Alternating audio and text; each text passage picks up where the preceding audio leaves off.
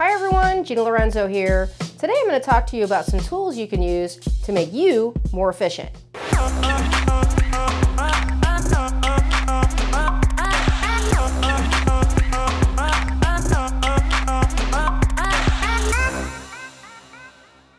So I have people that ask me all the time, how do you sell a lot of real estate?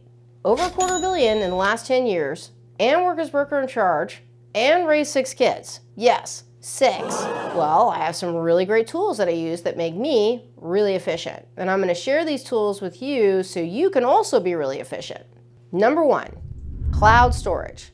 So cloud storage just means saving information that you may normally keep on your computer on an off-site server or the cloud. Well, why would I not want that information on my computer right in my hot little hands? Well, for a lot of reasons. First, if you have all your information on your computer, then you always need to have your computer with you. And that isn't really convenient. So say, for example, if you're sitting in a paper skirt at your doctor's office, just passing time, waiting for the doctor. If you have all your files saved in the cloud, then you can access them from a lot of different devices. Second, if you lose your computer, then there's no way to wipe data remotely off of it. That means other people can access your data. Egads. Last, if your computer is inadvertently damaged, say for instance by spilling a whole glass of wine on it, say like a nice Cabernet, you don't have to worry about your information being lost, even though your computer is dripping wine out of the hard drive. Download that info from the cloud to your backup computer. Or if you don't have a backup computer, take your kid's computer. Definitely is going to make you a lot more efficient. So there are a lot of options for cloud storage, and you may already be using some of them. Google Cloud is a whole suite of cloud services, including Google Sheets and Google Docs. Microsoft OneDrive is Microsoft's answer to Google Drive and is also really popular. There's also Box for Business. Now, I used Dropbox for years, but then I stopped. And I'm going to let you know why in a minute. So what do I use? ShareFile. It's a little more expensive than some of the other options out there. I pay $15 a month, but there is one super key function that makes that extra cost worth it to me. ShareFile gives me the ability to send information to my clients using encryption, but better yet, it lets me request files from my clients, and when they send it back to me, it's encrypted. I do this by using a ShareFile extension for my email. It's really simple to use, and it's a really powerful tool for keeping my client information secure. Well, a few years ago, Dropbox didn't have that function. Well, maybe they have it now, I don't know, but it's too late. I moved on.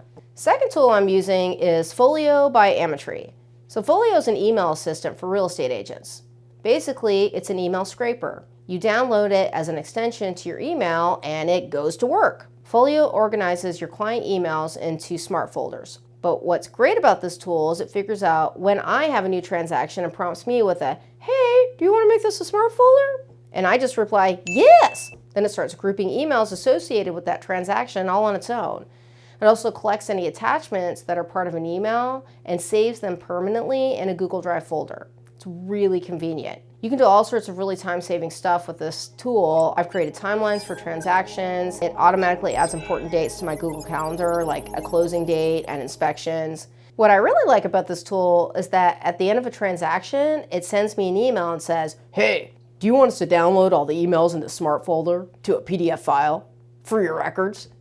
And I'm always like, thank you. The third tool I'm using is a transaction coordinator. I would highly recommend using one if you're not already. Basically for 2 reasons. First, using a transaction coordinator helps you reduce your liability. Instead of you being responsible for receiving sensitive information from your clients and then sending it to others, it's your coordinator's responsibility. Second, there are like 5,000 steps that should happen after you put a client under contract, and just missing one of those steps can have a lot of financial consequences for you. So for example, let's say you tell the closing attorney that your client wants a survey right at the beginning of a transaction. But then you get busy and you don't follow up with the paralegal. Then the day before closing, you realize that the surveyor never went out. What do? Have your client close without a survey? Delay closing to get a survey?